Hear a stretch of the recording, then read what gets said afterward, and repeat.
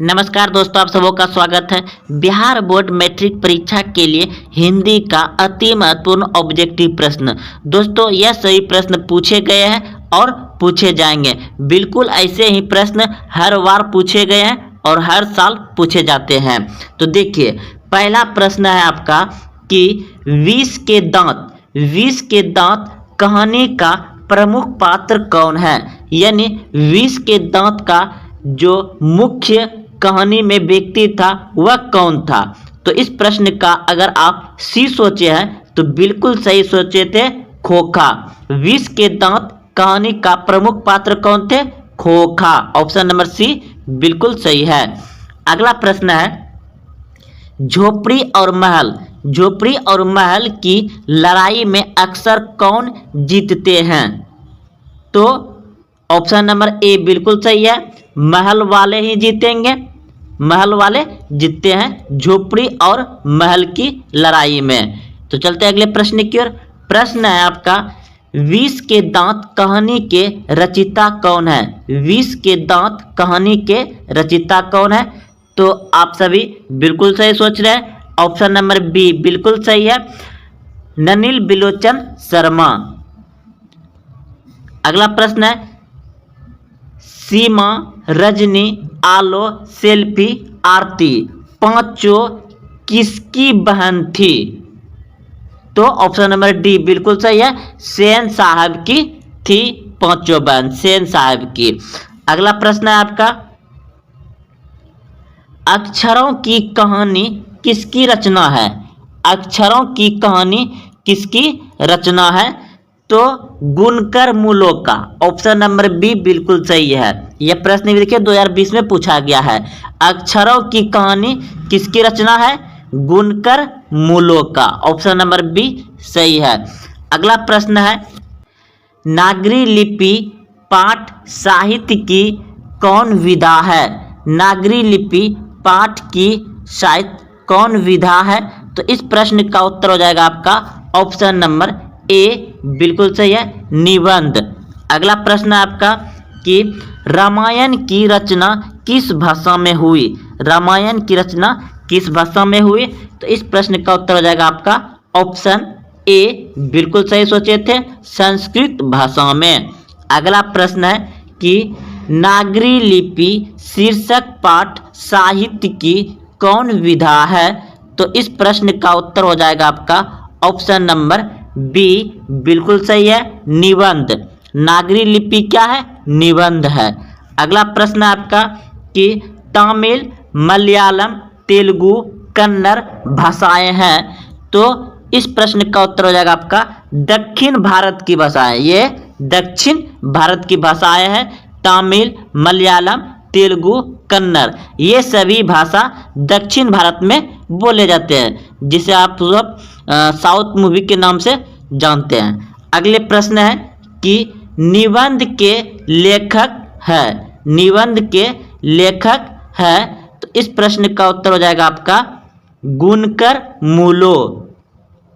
अगला प्रश्न है, वेतमा दान पत्र किस समय का है? तो इस प्रश्न का उत्तर हो जाएगा आपका ऑप्शन नंबर ए बिल्कुल सही है, 1020 ईस्वी। ऑप्शन नंबर ए सही है। प्रश्न है, हिंदी लिखी जाती है। हिंदी लिखी जाती है। तो हिंदी लिखी जाती है देवनागरी लिपि में। ऑप्शन नंबर ए बिल्कुल सही है, हिंदी लिखी जाती है देवनागरी लिपि में। अगला प्रश्न, बहादुर अपने घर से क्यों भागा था? बहादुर अपने घर से क्यों भागा था? तो इस प्रश्न का उत्तर हो जाएगा ऑप्शन नंबर सी बिल्कुल सही है, मां की मार के कारण। मां की मार के कारण बहादुर अपने घर से भागा था। अगला प्रश्न है आपका कि अमरकांत लिखित कहानी का नाम है। अमरकांत लिखित कहानी का नाम है। तो इस प्रश्न का उत्तर हो जाएगा आपका ऑप्शन नंबर डी बिल्कुल सही है, बहादुर।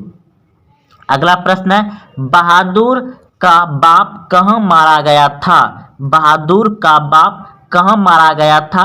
तो ऑप्शन नंबर ए बिल्कुल सही है, युद्ध में। बहादुर का बाप कहाँ मारा गया था? युद्ध में। अगला प्रश्न है, बहादुर से मार खाकर भैंस भागी भागी किसके पास चली गई? बहादुर से मार खाकर भैंस भागी भागी किसके पास चली गई? तो इस प्रश्न का उत्तर होगा आपका ऑप्शन नंबर बी बिल्कुल सही है, माँ के पास। ऑप्शन नंबर बी सही है, माँ के पास चली गई। प्रश्न है, बहादुर को लेखक के घर कौन लाया था? बहादुर को लेखक के घर कौन लाया था? तो ऑप्शन नंबर बी बिल्कुल सही है, लेखक का साला। अगला प्रश्न है, बहादुर पर कितने रुपए की चोरी का इल्जाम लगाया था? बहादुर पर कितने रुपए की चोरी का इल्जाम लगाया था? तो इस प्रश्न का उत्तर हो जाएगा आपका ऑप्शन नंबर बी बिल्कुल सही है, 11 रुपए की। अगला प्रश्न है, बहादुर लेखक के घर से अचानक क्यों चला गया? बहादुर लेखक के घर से अचानक क्यों चला गया? तो इस प्रश्न का उत्तर हो जाएगा आपका ऑप्शन नंबर सी बिल्कुल सही है, स्वयं के प्रति लेखक तथा उसके घर वालों के व्यवहार में आए परिवर्तन के कारण। ऑप्शन नंबर सी सही है। अगला प्रश्न है आपका, लेखक के रिश्तेदार ने बहादुर पर क्या आरोप लगाया? लेखक के रिश्तेदार ने बहादुर पर क्या आरोप लगाया?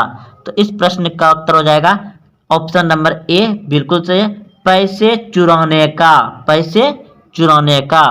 अगला प्रश्न है, बहादुर का पूरा नाम क्या है? बहादुर का पूरा नाम क्या है? तो ऑप्शन नंबर ए बिल्कुल सही है, दिल बहादुर। दिल बहादुर। बहादुर का नाम पूरा नाम क्या था? दिल बहादुर। अगला प्रश्न है, कहानी है। कहानी है। तो इस प्रश्न का उत्तर हो जाएगा आपका ऑप्शन नंबर बी बिल्कुल सही है, बहादुर। कहानी है बहादुर। और हिंदी के शतक कथाकार अमरकांत का जन्म कब और कहाँ हुआ? तो अमरकांत का जन्म कहाँ और कब हुआ? तो इस प्रश्न का उत्तर हो जाएगा आपका ऑप्शन नंबर सी बिल्कुल सही है, 1925 में नगारा बलिया उत्तर प्रदेश। प्रश्न है, वानर सेना नामक एक बाल उपन्यास किसने लिखा है? वानर सेना नामक एक बाल उपन्यास किसने लिखा है? तो इस प्रश्न का उत्तर हो जाएगा आपका ऑप्शन नंबर डी बिल्कुल सही है, अमरकांत ने लिखा है। प्रश्न है आपका, नाखून क्यों बढ़ते हैं? नाखून क्यों बढ़ते हैं? हिंदी की कौन विधा है? तो इस प्रश्न का उत्तर हो जाएगा आपका ऑप्शन नंबर ए बिल्कुल सही है, ललित निबंध है। नाखून क्यों बढ़ते हैं? ललित निबंध है। ललित निबंध है। ललित निबंध है।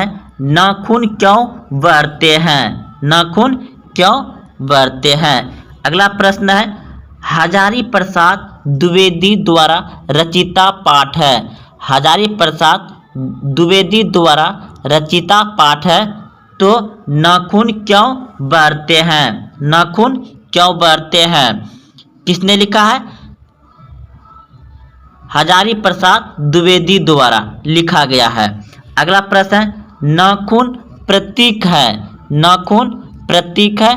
तो ऑप्शन नंबर ए बिल्कुल सही है, पार्श्विक वृत्त का है कि मछली शीर्षक पाठ के लेखक कौन है? मछली शीर्षक पाठ के लेखक कौन है? तो इस प्रश्न का उत्तर हो जाएगा आपका ऑप्शन नंबर सी। अगर आप सोचे थे तो बिल्कुल सही सोचे थे, विनोद कुमार शुक्ल। अगला प्रश्न देखिए, मछली शीर्षक पाठ साहित्य की कौन विधा है? मछली शीर्षक पाठ साहित्य की कौन विधा है?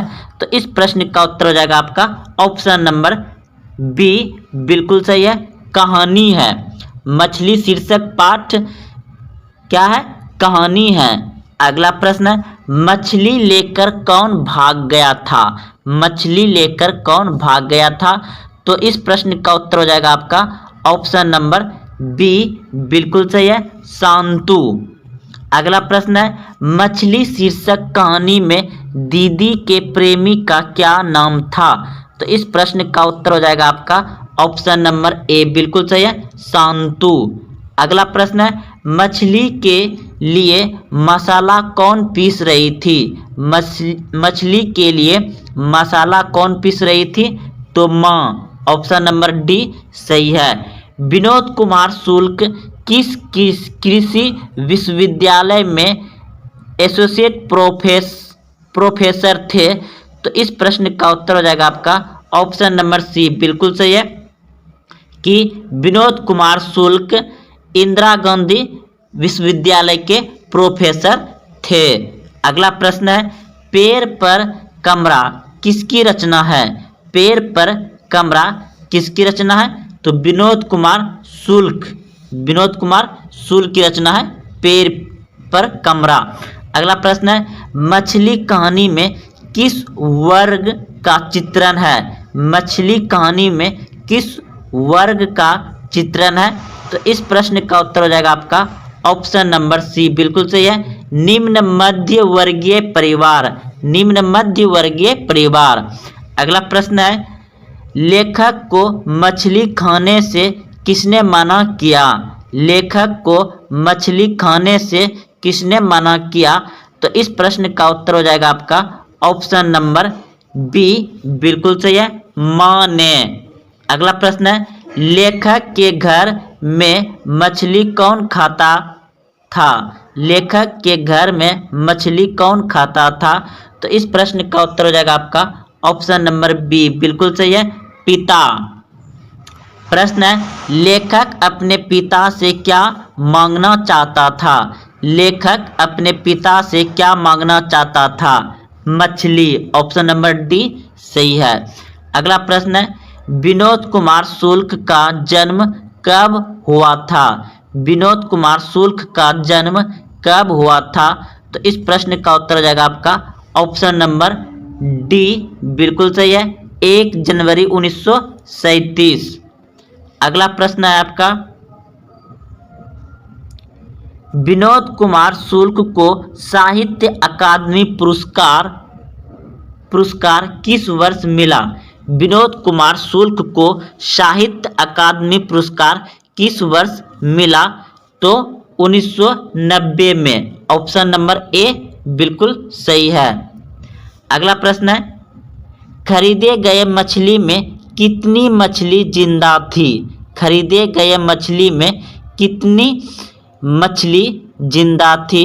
तो इस प्रश्न का उत्तर हो जाएगा आपका ऑप्शन नंबर बी, बिल्कुल सही है, 2। अगला प्रश्न है, पिताजी किससे नाराज थे? पिताजी किससे नाराज थे? तो इस प्रश्न का उत्तर हो जाएगा आपका ऑप्शन नंबर डी, बिल्कुल सही है, नरेन। अगला प्रश्न है, बाजार से कितनी मछलियाँ खरीदी गई थी? बाजार से कितनी मछलियाँ खरीदी गई थी? तो इस प्रश्न का उत्तर हो जाएगा आपका ऑप्शन नंबर सी, बिल्कुल सही है, 3। अगला प्रश्न है, कहानी संग्रह महाविद्यालय से पाठ्य पुस्तक में ली गई कहानी कौन सी है? तो इस प्रश्न का उत्तर हो जाएगा आपका ऑप्शन नंबर डी, बिल्कुल सही है, मछली। शांतु किस कहानी का पात्र है? शांतु किस कहानी का पात्र है? तो मछली, ऑप्शन नंबर डी बिल्कुल सही है। प्रश्न है, मछली कौन काटता है? मछली कौन काटता है? तो इस प्रश्न का उत्तर हो जाएगा आपका ऑप्शन, तो इस प्रश्न का उत्तर हो जाएगा आपका ऑप्शन नंबर सी, बिल्कुल सही है, भांगू।